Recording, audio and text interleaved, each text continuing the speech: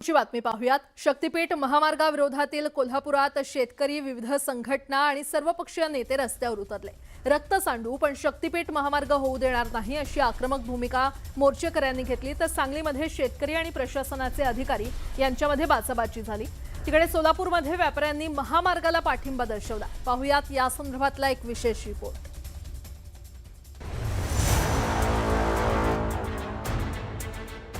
शक्तीपीठ महामार्गाविरोधात कोल्हापुरात हजारो आंदोलक रस्त्यावर उतरले। शेतकरी, सामाजिक कार्यकर्ते आणि विविध पक्षांचे नेते मोर्चात सहभागी झाले। शक्तीपीठ महामार्ग विरोधी संघर्ष समितीच्या नेतृत्वात काढण्यात आलेल्या या मोर्चासाठी संपूर्ण जिल्ह्यातून शेतकरी एकवटले।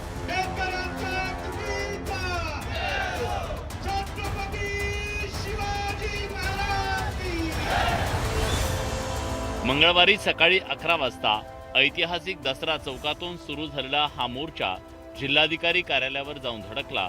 जिल्हाधिकारी कार्यालयाच्या जवळ मोर्चाचं सभेत रूपांतर झालं। माननीय जे कोणी निर्णय घेणारे असतील, कारण खातं एकनाथ शिंदेंकडे आहे आणि निर्णय देवेंद्र फडणवीस घेतात, असा प्रॉब्लेम आहे। म्हणजे नाव कुणाचं घ्यायचं? एकनाथ शिंदेंना रस्ता पाहिजे, एकनाथ शिंदेंच्याकडे खातं आहे, त्यामुळे त्यांच्याकडे जाऊन भेटावं, तर निर्णय सगळे देवेंद्र फडणवीस घेतात। आणि म्हणून या दोघांना आमची विनंती आहे की या मोर्चापासून बोध घ्यावा।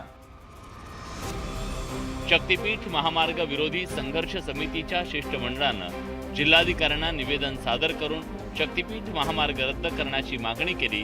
राज्यावर आधीच कर्ज असताना नव्या महामार्गावर कोट्यवधींचा खर्च करण्याच्या ऐवजी विद्यमान रस्त्यांचं रुंदीकरण करण्याची मागणी करण्यात आली। कोल्हापूर, रत्नागिरी आणि इतर मार्ग आधीच कोकण गोव्याशी जोडलेले असताना नव्या महामार्गाची गरज काय, असा सवाल आंदोलकांनी केला। सरकारला देखील आमची विनंती, आज आम्ही शांततेने मोर्चा काढलाय, आम्ही संयमानं आतापर्यंत भाषणं या ठिकाणी केलेले आहेत, आमचा संयम तोडू देऊ नका। जर मोजणीला या कोल्हापूर जिल्ह्यामध्ये, या 12 जिल्ह्यामध्ये आलं तर जशास तसं उत्तर देण्याची भूमिका आमची या ठिकाणी राहील। मग भले किती संघर्ष करायला लागू दे, आम्ही या ठिकाणी गप बसणार नाही। बेळगावच्या आणि चंदगडच्या जनतेची मागणी आहे की कोल्हापूर बेळगाव रेल्वे मार्ग करा, ते तुम्ही नाही करत। आणि ज्याची गरज नाही तो रस्ता कुणासाठी करताय, का करताय? कारण यात त्यांना काढायचा आहे पैसा।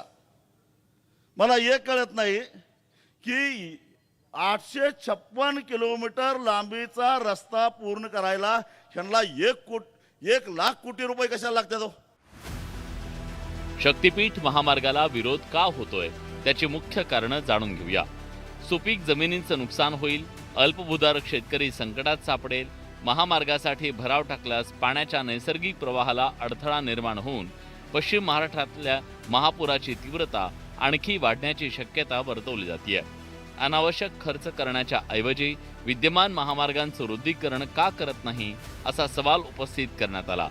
स्थानिकांसाठी नव्हे तर उद्योगपती, कंत्राटदारांच्या फायद्यासाठी महामार्ग राबवला जात असल्याचा आरोप आंदोलकांनी केला।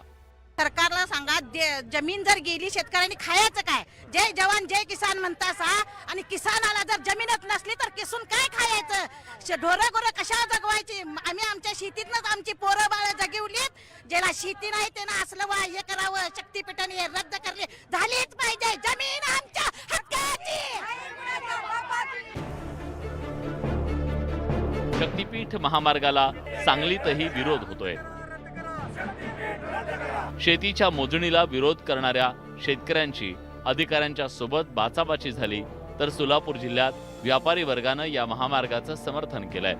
एकंदरीत एकीकडे विकासाचा मुद्दा, दुसरीकडे जमीन आणि पर्यावरणाचं रक्षण, त्यामुळे हा तिढा निर्माण झालाय। शेतकऱ्यांनी कोल्हापुरातल्या मोर्चातून त्यांचं म्हणणं मांडलं, त्यावर कशा प्रकारे तोडगा निघतो याकडे संपूर्ण राज्याचं लक्ष लागलंय। ज्ञानेश्वर साळोखे, न्यूज 18 मराठी, कोल्हापूर।